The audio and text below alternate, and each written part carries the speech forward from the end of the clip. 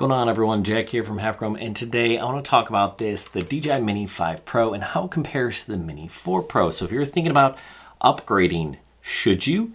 If you even can. And not only this Mini 4 Pro, but I think another really relevant drone is this guy right here. This is the Sky Rover X1. If you don't know about this guy, it's basically the same as the Mini 4.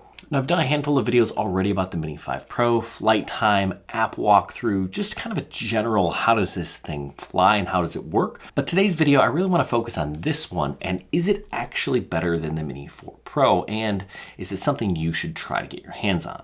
So that's the plan today. Stay tuned.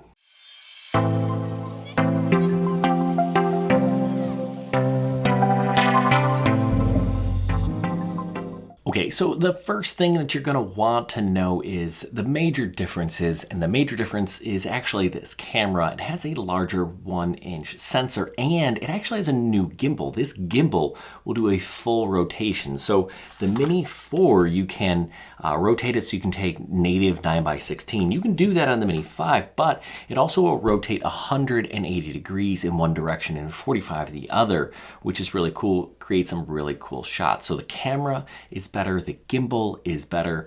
That's the biggest difference.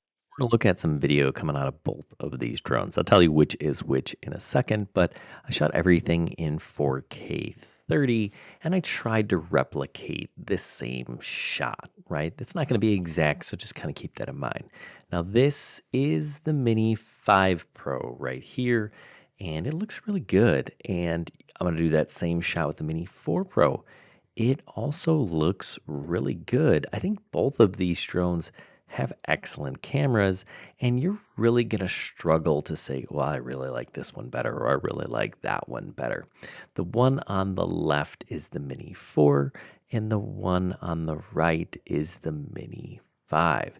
So as we kind of look at that, just keep that in mind. They're both awesome. But there is definitely a differentiating factor. Now, if you take shots at night or even just kind of darker, they're not going to look as good. So here you can clearly see the tree on the Mini 5 looks a little bit better. And I think it's easier to tell when you take pictures. So when I zoom in, the one on the right here, Mini 5, looks just much better, especially at night. So something you gotta keep in mind. During the daytime, looks pretty good. Nighttime, that's where you want that larger 1-inch sensor. There are some other differences when you look at these two drones side by side. You can obviously see the color is different, and that's to make it look more like their Pro lineup. This is the Air 3S, great drone, but now it kind of matches that. It matches the controller if you want to fly with the RC2. Other improvements, this is 04 Plus, so it has a better fidelity of signal. So they say 20 kilometers, which is the same as the Mini 4 Pro, but it just kind of works a little bit better. It doesn't spec out better, but in actuality, it works a little bit better.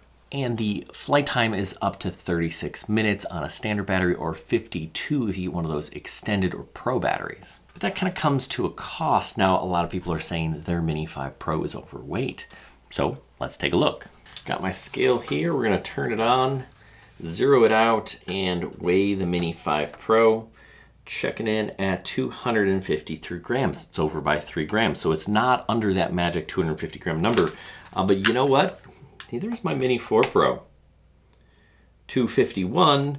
Why not just take a look at my Sky Rover just for kicks?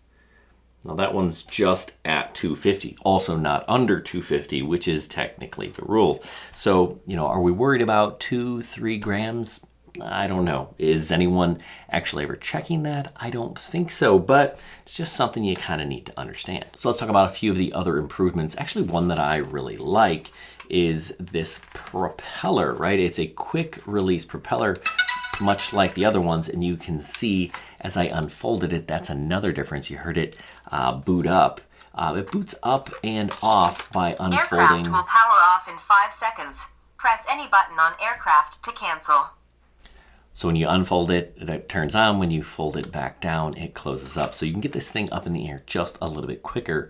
I'm a fan of that. We also have improvements in wind resistance up to 12 meters per second, up from, I believe this guy was 10.4 meters per second. And slow-mo at 120 versus 100. So some small improvements there. Another thing that I think can't be understated is, sure, you can put an SD card in the back of either one of these.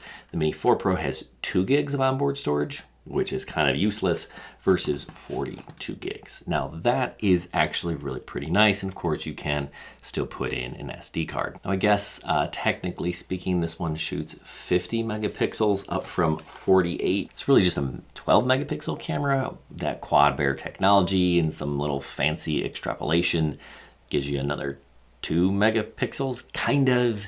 Is it really that different? I don't know. I don't really actually think that the 12 to the 48 or the 12 to the 50 makes much of a difference, but that's another video. Another small difference is the Flymore bag got bigger with the Mini 5 Pro, which is actually kind of nice because you can put extra things in it. And the way that we attach these ND filters is they just kind of clip over the top versus twisting on, which is how they work with this Mini 4 Pro. Another major difference is the Mini 5 Pro was not released in the United States. The Mini 4 Pro was, so it's going to be a lot easier to get your hands on a Mini 4 Pro, but they're still not sold.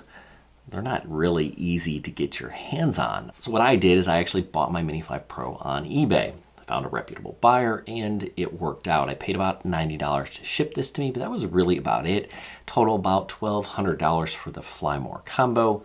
Not ridiculous. That's including shipping. So if you're like, oh, well, I want a Mini 4 Pro, but they're also pretty hard to get your hands on, which brings me to my third drone. This is a Sky Rover X1, which is essentially a Mini 4 Pro. Now, there are some small, slight differences, but the big difference is you can actually buy this one. This one is available on Amazon, and you can go ahead and purchase it. Now, it is an OEM product, meaning DJI licensed this to Sky Rover to sell on Amazon, and it worked. So if you want a mini drone from DJI with DJI technology, but you don't want to go through the hassle of eBay, this may be your current best option. They did it with Specta, now they're doing it with this. I've flown them all, they're all really good drones. So is this Mini 5 Pro a better drone? Absolutely. It's the best drone you can get that is kind of under 250 grams, that magic number, but not easy to get your hands on in the United States. So that's kind of a bummer. So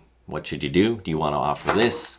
Should you try and get your hands on a Sky Rover? I'm not going to tell you what to do. You can make your own decisions, but either way, both of these are really good drones. So what's the best drone for you? Not really sure. Only you can make that decision, but you're not going to go wrong with any one of these. They're really capable in spite of their small size. Really good drones. I actually don't take my Air 3S, this big guy over here, out very often because I really just like the convenience of these smaller drones, and they take such good pictures that this is really what you want.